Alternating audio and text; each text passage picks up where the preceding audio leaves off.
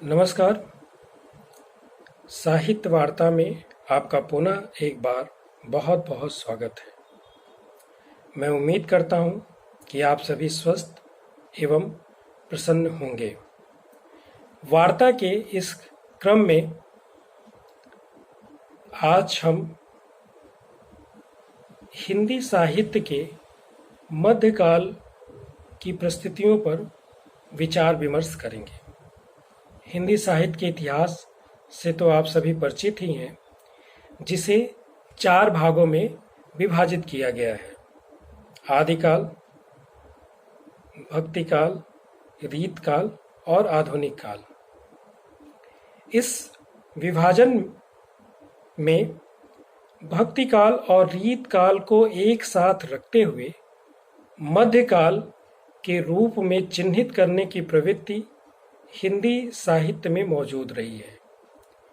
यदि हम मध्यकाल के काल निर्धारण के संबंध में बात करें तो आचार्य शुक्ल ने 1375 विक्रम संवत से लेकर के 1900 विक्रम संवत तक के समय को हिंदी साहित्य के मध्यकाल का समय माना है। आचार्य शुक्ल के बाद के परवर्ती साहित्य के इतिहासकारों ने कमोवेश उन्हीं का अनुसरण किया है। मोटे तौर पर 14वीं शताब्दी के मध्य से लेकर के 19वीं शताब्दी के मध्य तक के समय को हम मध्यकाल का समय मान सकते हैं। मित्रों, किसी भी कालखंड के रचना कर्म को समझने के लिए उस कालखंड को समझना, उस कालखंड की परिस्थितियों का अध्ययन करना बेहद महत्वपूर्ण और आवश्यक है। हमें रचनाकारों और उनकी रचनाओं को बेहतर ढंग से समझने के लिए यह समझना होगा कि उस कालखंड के दौरान राजनीतिक स्थिति क्या थी, लोगों का सामाजिक जीवन कैसा था, लोगों के सांस्कृतिक मूल्य क्या थे, उस कालखंड के दौरान आर्थिक स्थिति कैसी रही। क्योंकि कोई भी संवेदनशील रचनाकार अपने समय की चुनौतियों से, अपने समय की घटनाओं से, अपने परिवेश से अछूता या कटके नहीं रह सकता है।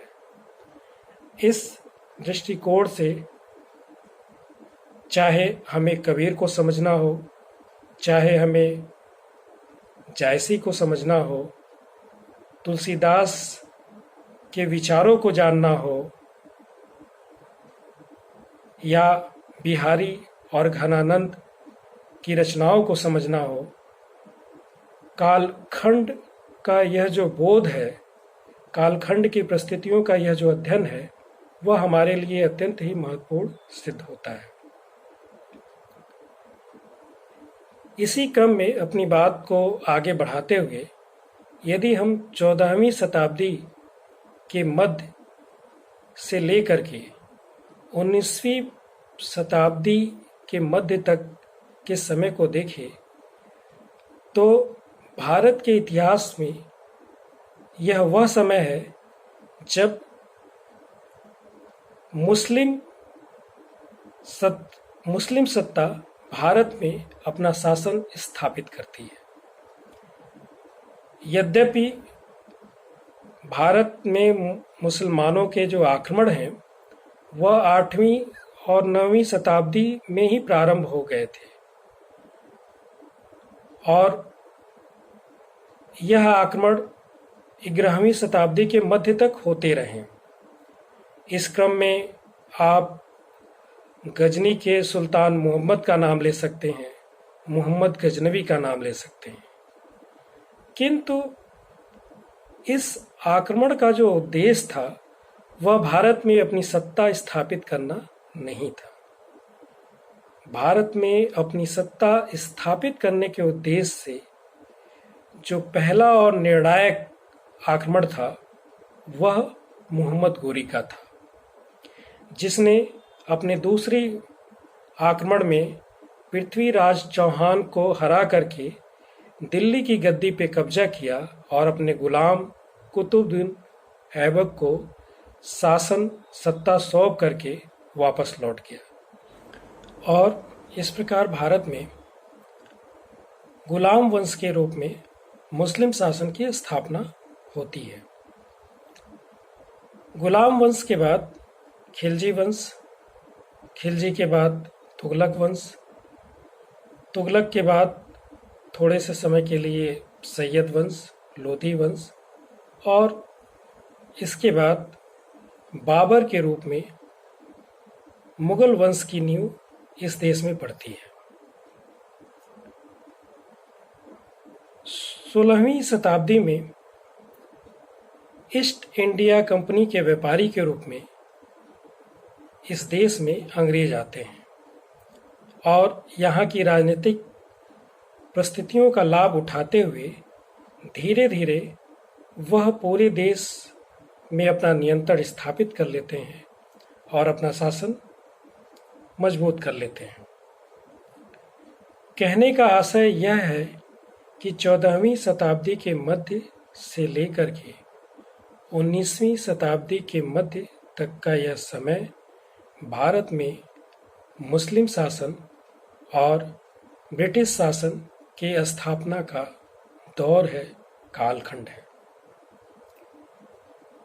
मुस्लिम और ब्रिटिश शासन भारत के सामाजिक, आर्थिक, धार्मिक और सांस्कृतिक जीवन पर एक गहरा प्रभाव डालते हैं। यह प्रभाव साहित्य में भी उपस्थित होता है।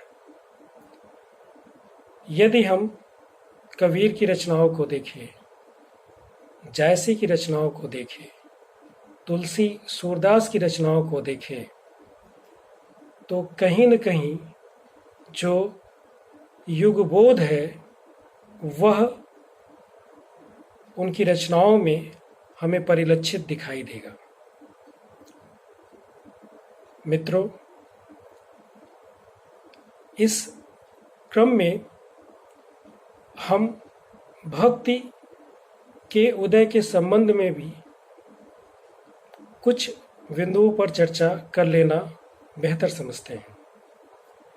भक्ति के उदय को लेकर के हिंदी साहित्य में मतभेद की स्थिति रही है।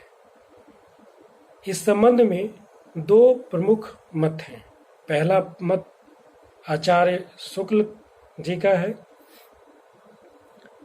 जिनका मानना है कि भारत में भक्ति काल के उदय के पीछे मुस्लिम आक्रमण का योगदान है, मुस्लिम शासन की स्थापना का योगदान है। वहीं जो दूसरा प्रमुख मत है वह आचार्य हजारी प्रसाद द्विवेदी का है और वह आचार्य शुक्ल की बात का खंडन करते हुए कहते हैं कि जो भक्ति काल का उदय है उसके बीज हमारी परंपरा में ही मौजूद थे। यदि भारत में मुस्लिम आक्रमणकारी नहीं भी आए होते तब भी इसका उदय वैसे ही होता जैसा कि यह हुआ। यह जो प्रमुख दो मत हैं, इन पे विचार करने के उपरांत कुछ प्रश्न हैं जो हमारे सामने आते हैं। कुछ विचारकों का यह मानना है कि अडियार और आलवार का यह जो आंदोलन था वह बौद्ध धर्म की प्रतिक्रिया के फलस्वरूप था। यदि बात ईश्वर के अस्तित्व को स्वीकार करने की है तो उनकी बात सही है, किंतु यदि सामाजिक मूल्यों और विचारों की बात है तो भक्ति आंदोलन और बौद्ध धर्म के विचारों में इतनी समानता है कि उन्हें अलग अलग कर पाना संभव नहीं है। मित्रों, यहाँ पर यह भी ध्यान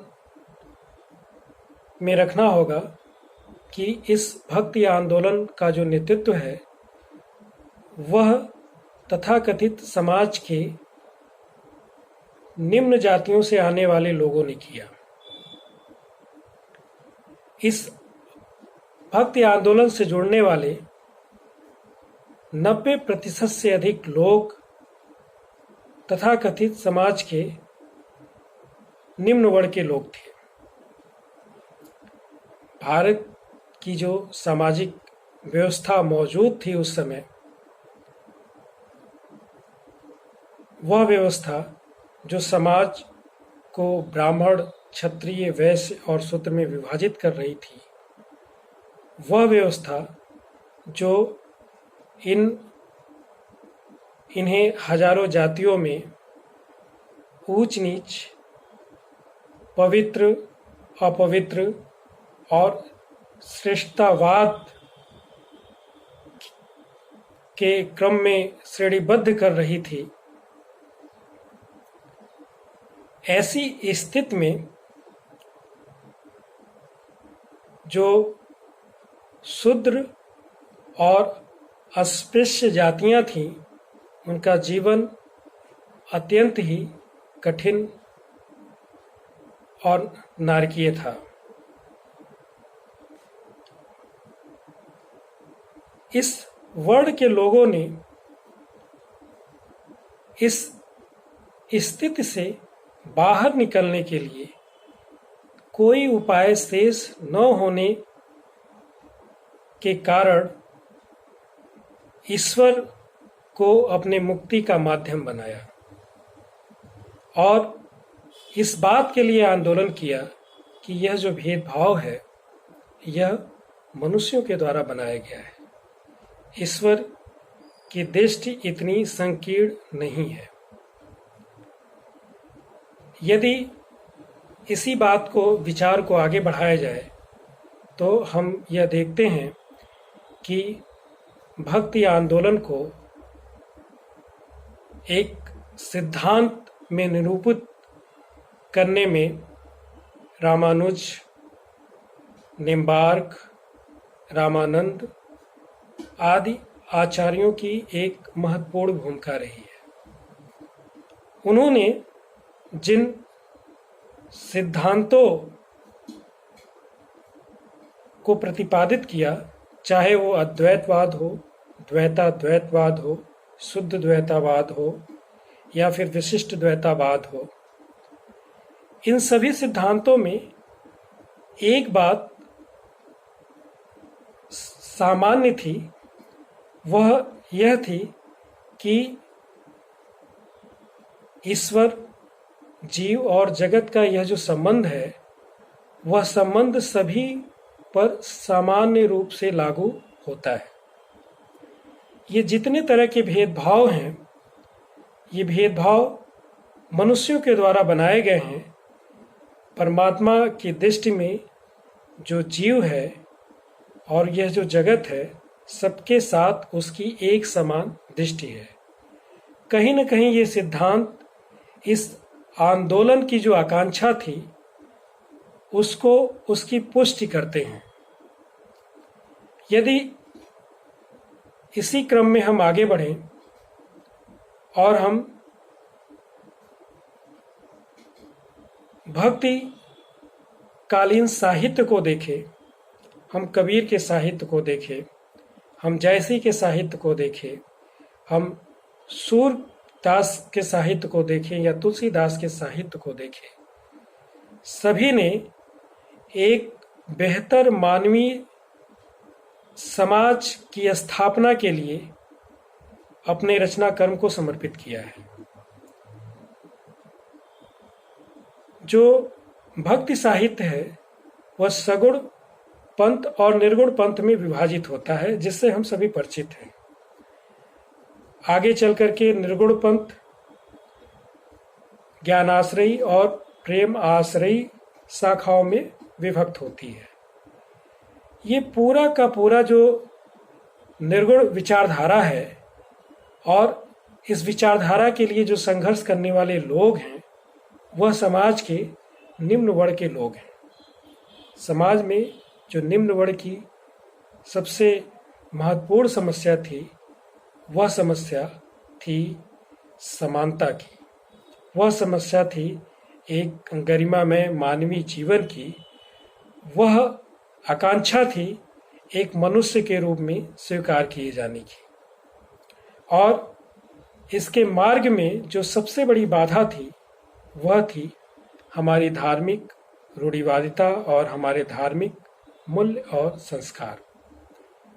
ज्ञानाश्री शाखा के कवियों ने इन धार्मिक मान्यताओं का पुरजोर विरोध किया, और सिर्फ उन्होंने ही नहीं किया बल्कि सगुण विचारधारा के लोगों ने भी समाज में बराबरी की बात की, समानता की बात की।